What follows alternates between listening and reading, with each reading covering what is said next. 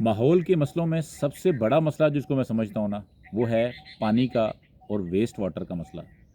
अच्छा, आप हो सकता है इसको बड़ा मसला ना समझते हो, लेकिन मैं आपको भी कोशिश करूँगा 3-4 मिनट में समझाने की कि ये मेरी नज़र में सबसे बड़ा मसला कैसे है। और ये शुरू होता है प्लम्बिंग से।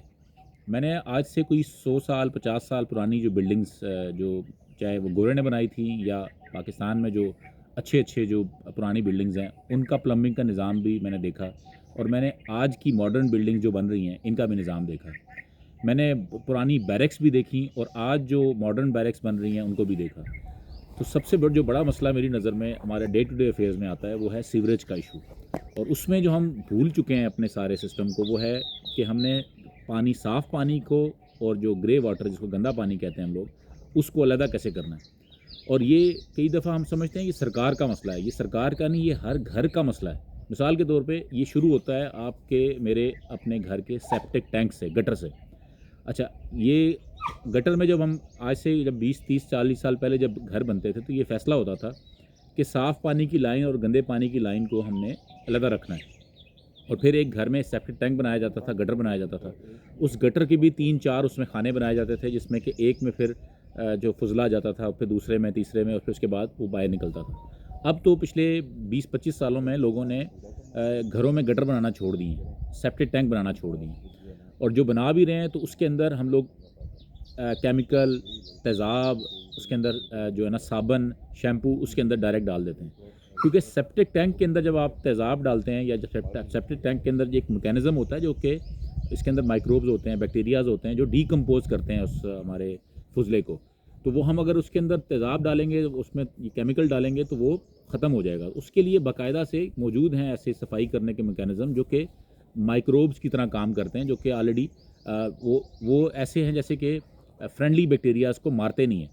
तो एक तो ये है कि अपने सेप्टिक टैंक को हमें बनाना ज़रूरी है अपने घरों में, और ख़ास तौर पे पहाड़ी इलाकों में और ऐसी जगहों पे जहाँ पे वर्टिकल डैम्स हैं हमारे, यानी कि जो पहाड़ होता है, पहाड़ के अंदर पानी होता है, सेंटर में पानी होता है। तो जब हम इसके घरों पे साइडों पे घर बनाते हैं, फिर उसके अंदर फिर वो हमारे यहाँ कल्चर ये भी है कि जिस सेपरेट टैंक बनाने के बजाय हम डायरेक्टली कच्चा करके उसको गटर को जो है ना छोड़ देते थे नीचे।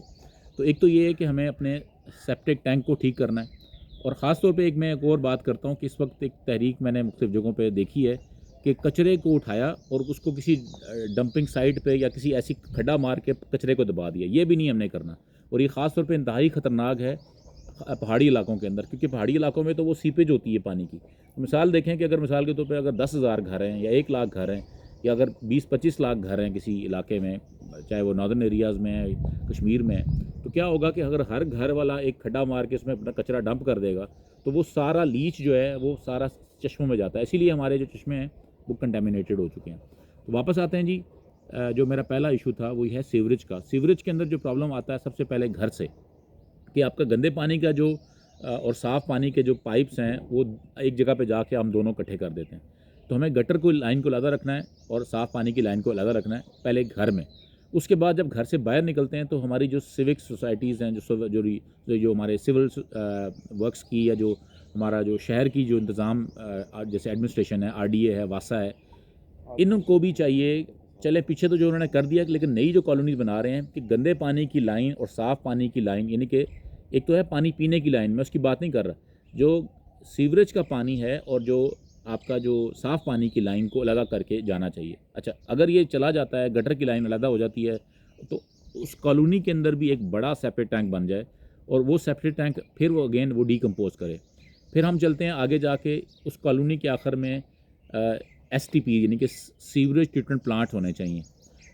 और उसके ऊपर अगर आप वो नहीं कर सकते तो उसके लिए आप आजकल बायो रेमेडिएशन का, फाइटो रेमेडिएशन के यानी कि प्लांट बेस्ड जो है मेथड मौजूद हैं, जो कि वाटर रिसर्च काउंसिल ने भी इसके मॉडल बनाए हुए हैं। तो आप 5-10 मरले की जगह के ऊपर उस पानी को साफ़ कर सकते हैं, लेकिन शर्त यह है कि आपने गंदे पानी को और साफ़ पानी को आपने मिक्स ना किया हो। फिर आ जाते हैं जब ये पानी जो है हमारा जाके गिरता है किसी बड़े नाले में, किसी बड़े जो है ना सीवरेज के बड़े जो है ना ड्रेन के अंदर, वहाँ पे आगे अगेन हमें उसी तरह के स्टेप्स के अंदर जाके उनको पानी को साफ़ करना, और फिर ये जब इवेंचुअली किसी दरिया में, नहर में गिरे तो फिर ये सारा पानी साफ़ होगा। तो उसके लिए जो सबसे जो पहली मेरी गुजारिशात हैं, ख़ास तौर पे देखें, जो तो गुंजान आबाद शहरों में हम जो सीवरेज की लाइनें या जो गंदी जो है ना साफ़ पानी की लाइनें जो है ना वो बना चुके हैं, वो सारा शहर तो नहीं खोद सकते हम, लेकिन हम एक सोच डेवलप कर सकते हैं कि हम अपने घरों में गटर तो बना सकते हैं, पहला चीज़। दूसरा, जो कॉलोनीज़ नई बन रही हैं, जो हाउसिंग सोसाइटीज़ नई बन रही हैं, आज भी रोज़ाना के हिसाब से सालाना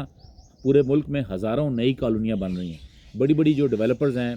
चाहे वो DHAs हैं, आपके जो बैरियर टाउन की तरह के इदारे हैं, या और भी जितना कि पूरे पाकिस्तान में बड़े मशहूर इदारे हैं, ये सब इदारे अपनी नई एक्सटेंशन, नई कॉलोनियाँ बना रहे हैं। आज भी नई बिल्डिंग्स, बड़े बड़े टावर्स पूरे मुल्क के अंदर, कराची, लाहौर, इस्लामाबाद, पूरे पाकिस्तान के तमाम शहरों में नई बिल्डिंग्स बन रही हैं। हम नई बिल्डिंग्स के लिए तो ये SOP बना सकते हैं ना कि हमने हर बिल्डिंग के अंदर एक सेप्टिक टैंक हो,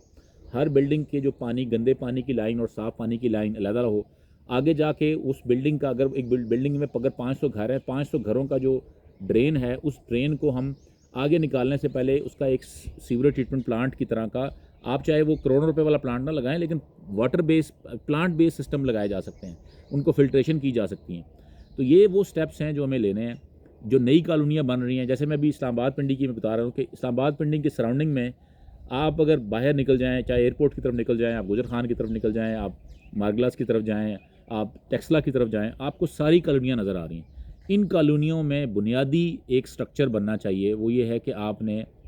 जो सीवरेज का या जो ड्रेन का पानी है, उस पानी को आपने,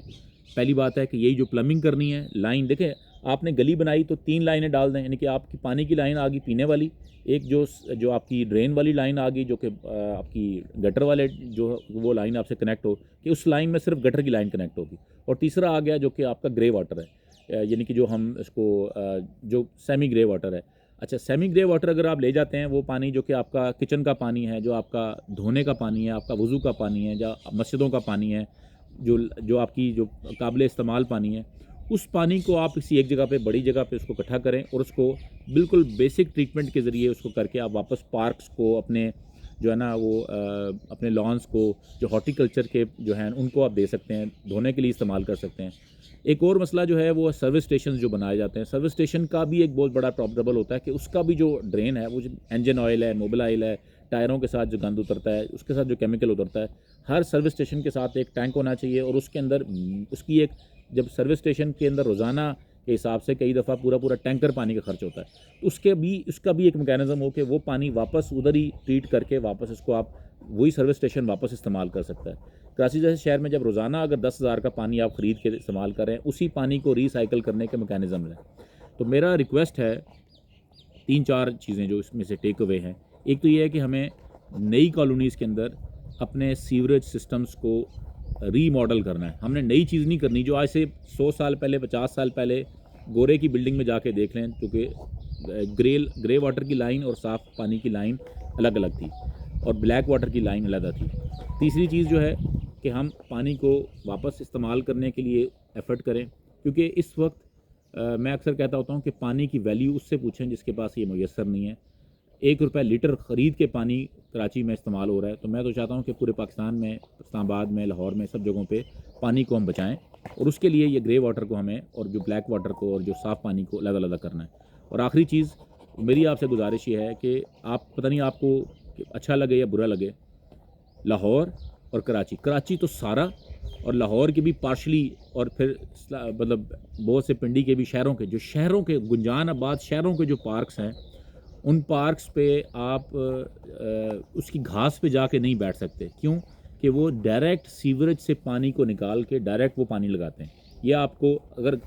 इस जिधर मैं इस पार्क में बैठा हूँ ना, ये मुझे ये पता है कि इस जगह, इस घास में, वैसे तो बहुत अरसा हो गया इस पर पानी लगा ही नहीं है, क्योंकि अब तो मेंटेनेंस ही नहीं हो रही यहाँ पे, लेकिन मुझे ये पता है कि इस पार्क में जहाँ मैं बैठा हूँ, यहाँ पर साफ़ पानी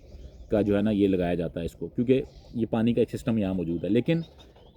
चाहे वो आप तमाम बड़े शहर में, आपको चैलेंज करके, हो सकता है मुझे आप इस पर सू कर दें, शहर के गुंजान आबाद जितने पार्क्स हैं, वहाँ पे कोई साफ़ पानी का जो है टैंकर पार्क की घास को पानी नहीं देता। और कराची का तो मैं 100% आपको बता रहा हूँ, क्योंकि मैंने 4 महीने कराची में सारे पार्क्स में जाकर उनका स्टडी किया है। चाहे वो डिफेंस के पार्क हों, चाहे आपके जनाब बहादुराबाद के पार्क्स हैं, आपके मलीर के पार्क्स हैं, सब जगहों पे आपके जो आपका जो सीवरेज का पानी है, उसी को वो डायरेक्ट पंप करते हैं और वो पानी लगा देते हैं। तो खुदारा जो बच्चे वहाँ पे बैठते हैं घास पे, लोटते पोटते हैं, कुछ लोगों को घास तोड़ने की आदत होती है, घास तोड़ के मुंह में डाल रहे होते हैं। तो अगर हम अपने शहरों का पानी, ग्रे वाटर, ब्लैक वाटर और जो साफ़ पानी है, इसको अलग-अलग चलाएँ और उनको ट्रीट करें और इसको वापस रिसाइकिल करें और इस्तेमाल करें, तो मेरा ख़्याल है कि हमारे लिए और हमारी सारी इनके मुल्क के लिए ये बहुत बड़ा सरमाया होगा। और आखिरी चीज़, मेरी दादी अम्मा, मेरी वालदा, मेरी नानी अम्मा ये कहा करती थी कि जो हमारे, क्योंकि वो एक कल्चर था हमारे बुज़ुर्गों का, कि पानी को उठा के, आज से शायद आपके भी बुज़ुर्गों से पूछेंगे तो घरों में जो वॉशरूम होते थे ना, तो उसमें ज़रा एक घर के अंदर एक वॉशरूम होता था, तो सारे मिल के इस्तेमाल करते थे। तो पानी का जो टैंक है, हर वो टैंकियाँ छत पे नहीं होती थी, तो क्या होता था कि पानी की बाल्टी भर के ले जानी पड़ती थी। इसी तरह ही गाँव देहात में अगर आपने नहाना होता था तो आपको कसी से या किसी जगह से पानी लेके आना पड़ता था, आपको उठा के लाना पड़ता था, तो आपको वैल्यू होता था। अब हम पानी की टैप खोल देते हैं, पता ही नहीं होता कितने देर चल रहा है, हम टूथपेस्ट करने से लेके और हम रात तक कितना पानी ज़ाया करते हैं। तो पानी को बचाएं, बड़ी कीमती चीज़ है, और ये मेरा आपको पैगाम है। अगर आप मेरी बात समझें, अपना ख्याल रखें, save the water, save the trees.